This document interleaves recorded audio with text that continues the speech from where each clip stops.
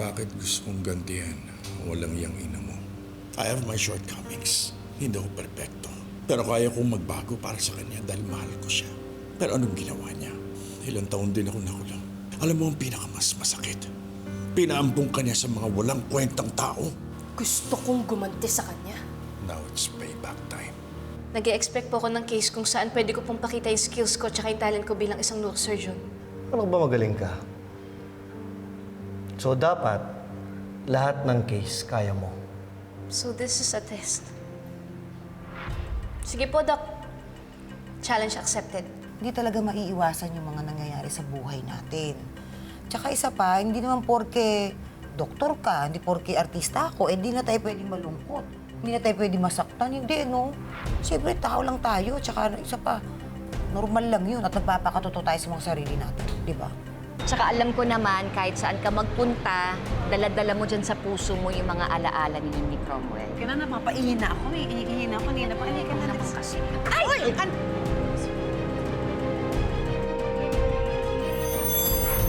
Miss Lynette? Kilala mo ko?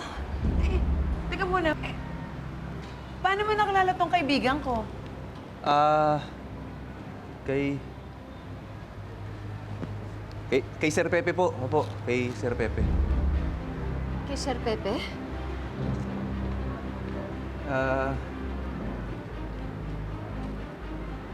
Dati po kasi ako nagtrabaho kay Sir Pepe. Opo. Nakita ko pa nga po yung picture nyo dun sa opisina niya. Tsaka po, nakwento niya rin po yung tungkol dun sa anak ninyong si Dr. Annalyn Santos. Sige po.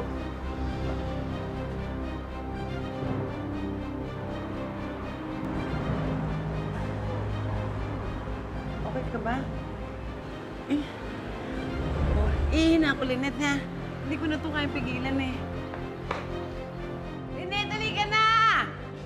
Ihi na ako, Lynette!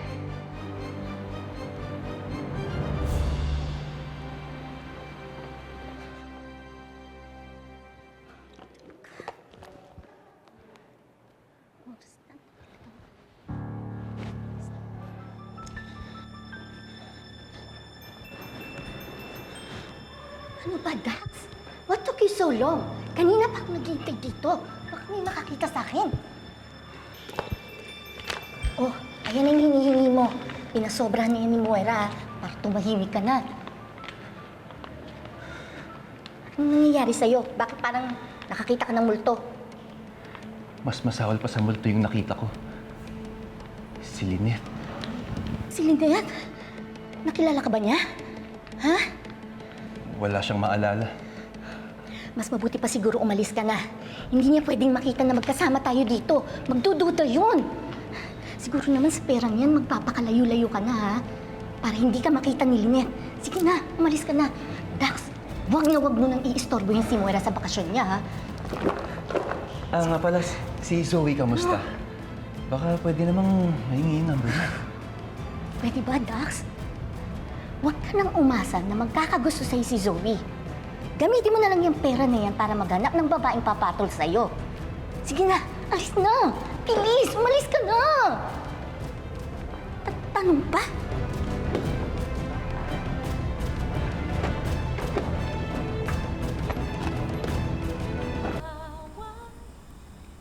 Ngayon naman po, maglulumbar tap po ko or lumbar puncture para makakuha po ng cerebrospinal fluids or CSF para malaman po kung meron po bang inflammation or infection or disease yung pasyente. Taray. Doktora, paano malalaman kung may infection yung pasyente? At sa kulay po ng fluids, kapag red po siya, orangey, ibig sabihin po nun meron po siyang bleeding sa brain niya. Kapag yellow naman po yung turbid, ibig sabihin po nun meron po siyang infection. Kapag clear naman po or colorless, ibig sabihin po nun normal. Ano pala yun? Magsa-start na po ako, ha? Ma'am, tutusok ko na po. Hinga po ng malalim.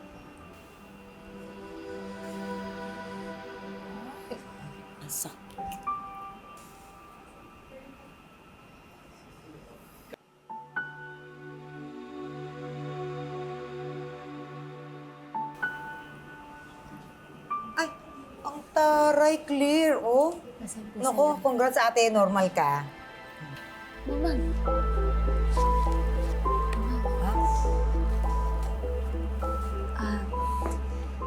Sorry po pero hindi po dapat natin ginagawa yun, yung inuunahan po natin yung diagnosis. Kasi po kailangan po natin ibigay yung CSF sa laboratory para i-check po nila yung protein, yung sugar, white blood cells, and other microorganisms po na hindi natin nakikita. Kasi baka mamaya po may pagawa pa po silang test kaya hindi po dapat natin inuunahan. Sorry pero yun po kasi yung protocol Oo namin. nga. Pasensya anak. Ay, Dok. Sorry. Ako, na-excite lang kasi ako. Sorry.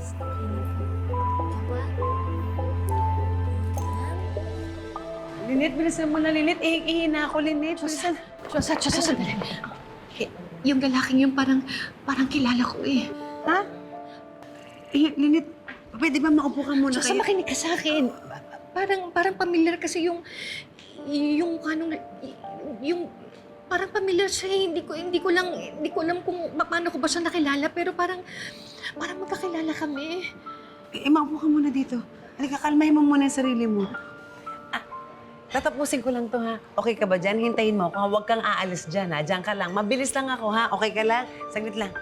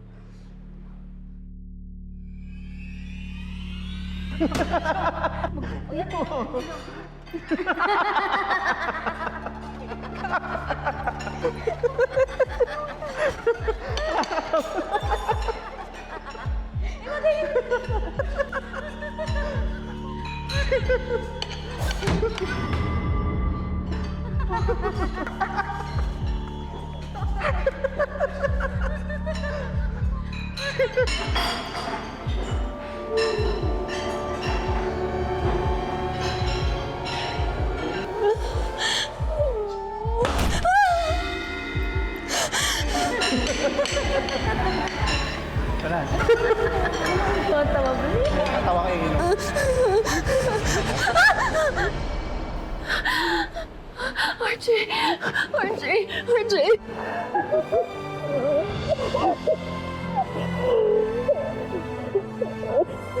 Masarap naman yung food dun sa cafeteria. Okay naman siya, pero sana mas masarap pa. Welcome to your office, Justine. If you'd like to have the room redecorated or re-interior design, you can do anything you'd like to do with it because anyway, this is your office.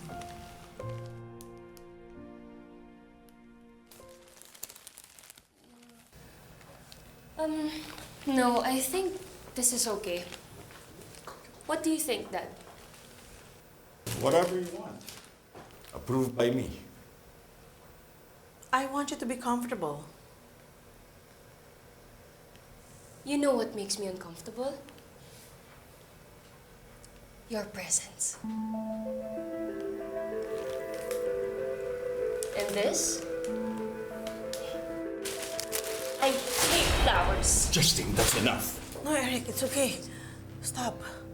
Alam kong galit ka sa mami mo. But she's still your mother. Don't disrespect her. Hindi kita panalaking walang respeto. Eric, it's enough. Please stop. It's okay. Hindi ko kasi alam na ayaw niya ng flowers, but I'm sorry. I'm sorry, Justine. I'll just leave you both.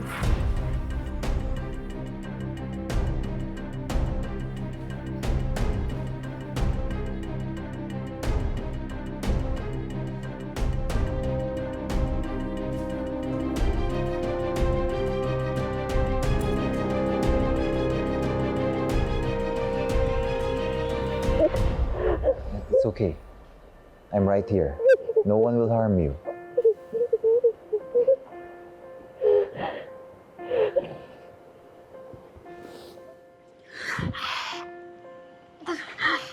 Sorry. No need to apologize. Anong ginagawa mo dito? Galing kasi ako sa presinto. Kinausap ko lang yung investigador sa case ni Papa. And humihingi lang ako ng update kung meron na ba silang lead dun sa ibang suspects. Kakain sana ako dito, tsaka nakita kita.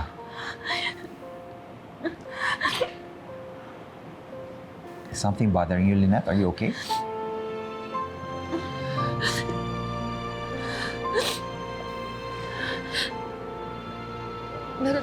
Meron lang akong naalala.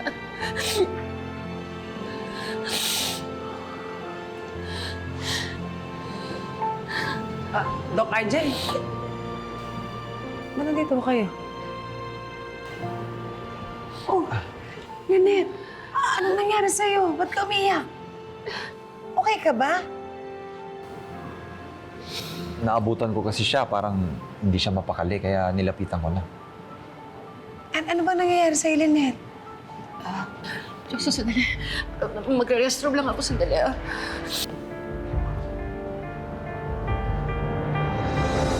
Ayan, pinagluto ko kayo, ha? Ayan, ha? Masarap talaga yan. Talagang pinag-aabalan ko pa yan. O, Miss sige, Pokwan, pwede po ba magpa-picture? Halika, picture lang. Tabi kayo. Smile. Hindi po, kasama po kayo. Sige. Yeah. Sabi mo agad ng maaga. Ayan, ang ganda, ang ganda. Uy, Ayan, ang ganda. salamat po. Thank you, Ren. Ayan, tapos kumain kayo ng kumain. Maging masaya kayo, smile, para maging energetic. Tapos good vibes lang para gumaling kayo kaagad. Huwag na kayo magtatagal dito. At pag tumagal kayo dito, alam niyo naman, ito para sa'yo to, ha? Ayan, kasi para mag-mas kayo gagaling kaagad. Diba? Ay, Doc. Hello. Mukhang nagkakasayangan kayo, Ay, Doc. Ayan, syempre, pinapasaya ko lang sila ng bonggang-bongga para tumaas yung energy, tapos gagaling sila kaagad.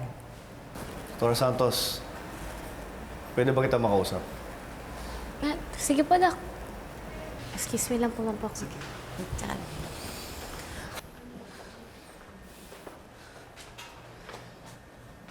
Dr. Santos, yung binigay kong assignment sa'yo, yung immersion ni Miss Pokwan, ay turuan mo siya kung anong ginagawa natin dito sa ospital.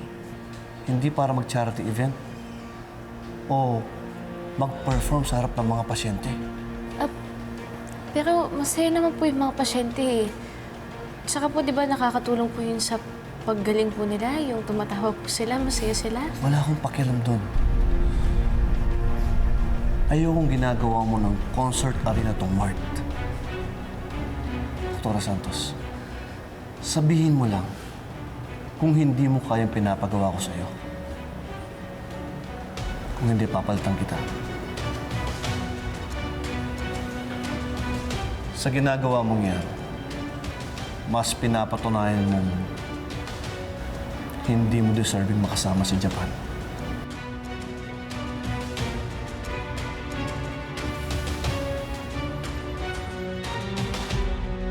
Alright, that will be all for now. Thank you so much. Salamat. Thank you.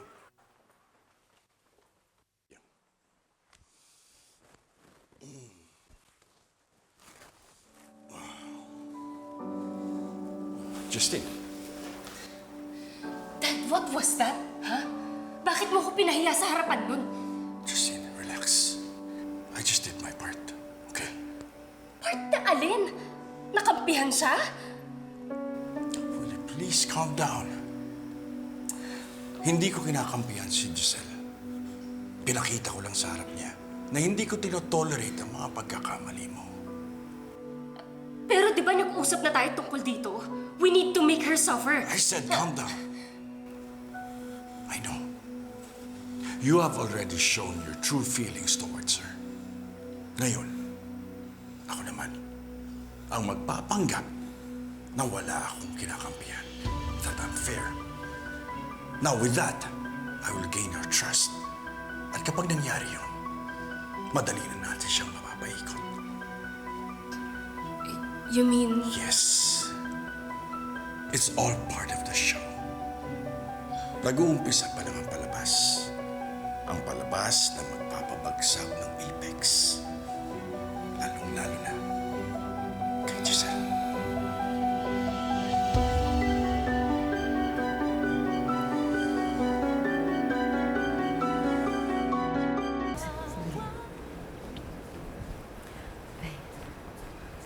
Dok Annalyn.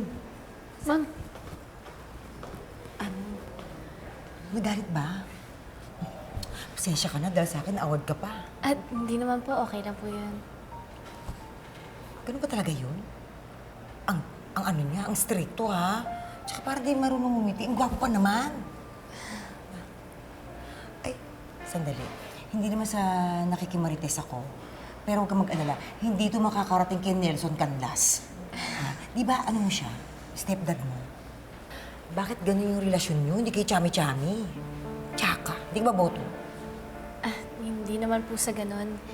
May nangyari lang po na medyo nakapagpabago po sa pakikitungo po namin sa isa't isa. Minsan lang po nakakalungkot kasi pati po yung trabaho na apektuhan. Pero wala po yun, okay lang po yun. Ganon? May ganon? Oh. Ay, nako. Dok, promise ko sa'yo, hindi ako magpapasaway. Tapos talagang pakita natin kay Dok Benitez na yan na talagang ginagawa mo yung assignment mo sa ating immersion, okay? Naku, ma'am. Okay nga po yung ginagawa po ninyo eh. Okay po na masaya po yung mga pasyente. Smile ka nga. Ganda mo. Pwede ka sa sparkle. Ay, oo. Talaga. Ay, mag-artista rin. Sa bagay, wala ka ng panahon nun.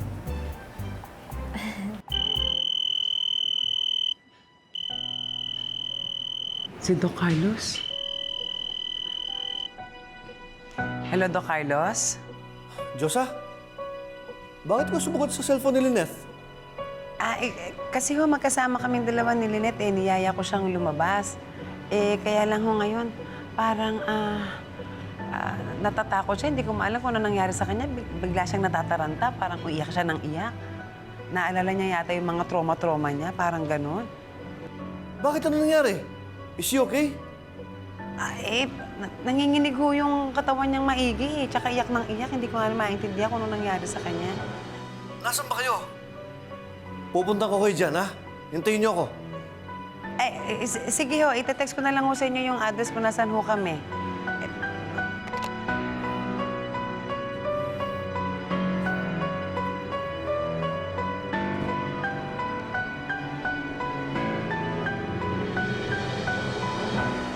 So I guess it's clear that starting today, all of you will be reporting directly to Mr. Refuerzo.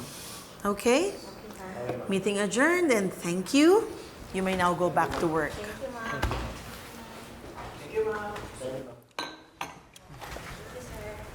Thank you. Thank you. Thank you. Giselle. Eric, Yes, Giselle. I just wanted to thank you for what you did earlier.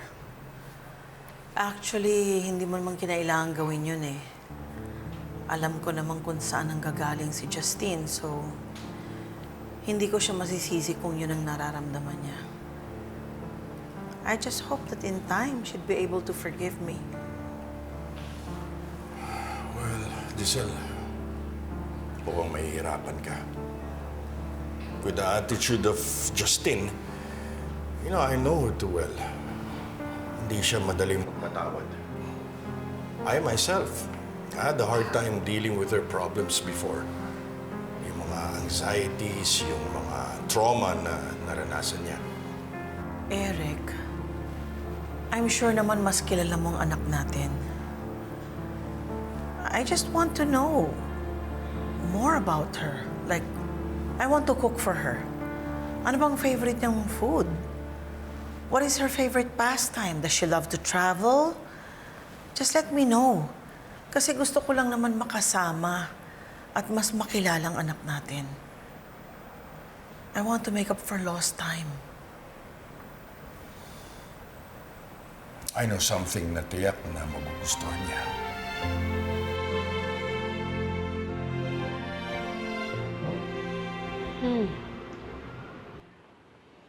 Ano? Kamusta ka? Mapo ka muna. Uminom ka kaya mo ng tubig. Okay ka na ba? Ano bang nangyari sa'yo? Medyo okay na ako.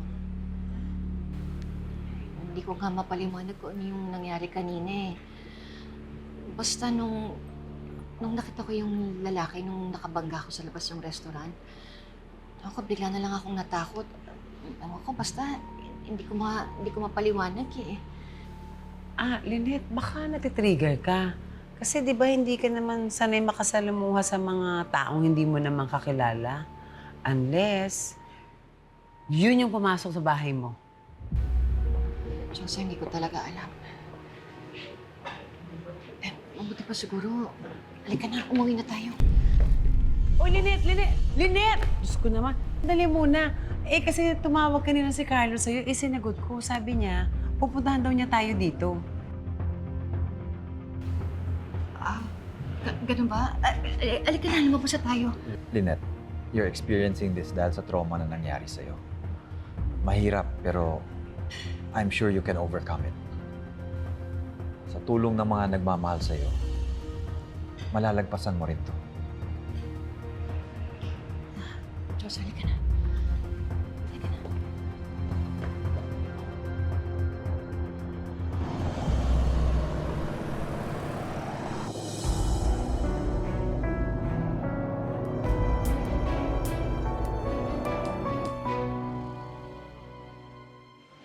Dito na lang natin antayin si Lynette! Carlos.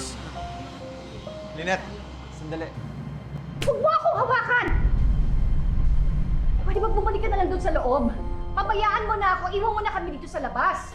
I just want to make sure that you're okay. Okay ako! Pwede ba? Iwan mo na ako, pabayaan mo na ako dito. Kami na bahala mag-antay kay Carlos. Pumasok ka na doon sa loob! Lynette, ayan, bakit kasi ka nasigaw dyan? Paano naman ginagawa yung tao sa'yo, I understand, Joseph. Baka hindi nga makakabuti kay Lynette na sasamahan ko kayo. Pasensya na. Mauna na ako. Sige.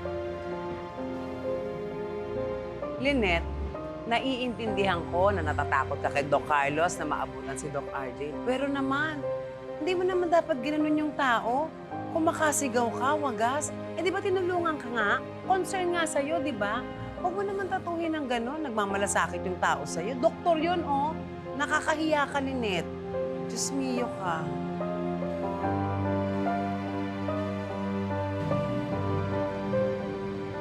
Diyos, sandali. Sandali.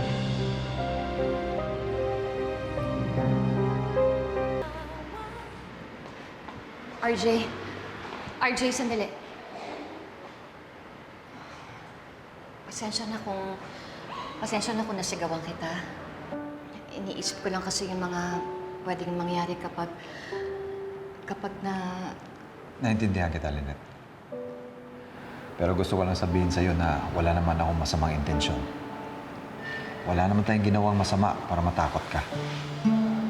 Alam ko naman yun eh. Pero kasi ayoko lang magbigay ng rason kay Carlos para magselo siya. Pasensya na ulit. Pasensya na din. Sige, mauna na ako.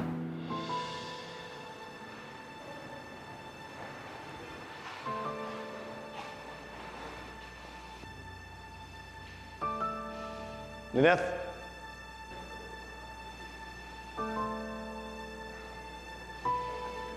Pwede ba kita makausap?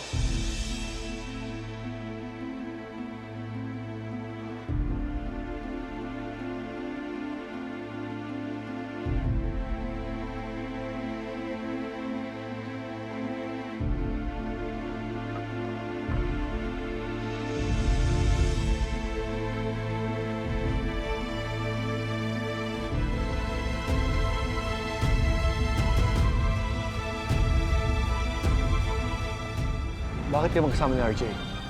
Nakita ba kayo? Ha? Niloloko mo ba ako? Alam ko matindi ang galit mo sa akin, pero hindi mo kailangan gawin yan! Walang magiging okay. So back off. Alam kong galing sa trauma na nilooban sila. Hindi sapat na pinagpapahinga lang siya ni Carlos. Dapat inaalagaan siya ni Carlos. Wala ka na magagawa eh. Si Carlos ng asawa niya. Ibigay mo na kay Carlos yung pag-aalala at pag-aalaga kay Lynette. Anong ginagawa ni RJ doon? Dahil magkikita kayo? Hindi ko alam kung anong ginagawa ni RJ doon. Nagkataon lang talaga na nandoon din siya. Sa tingin mo, maniniwala ako sa'yo?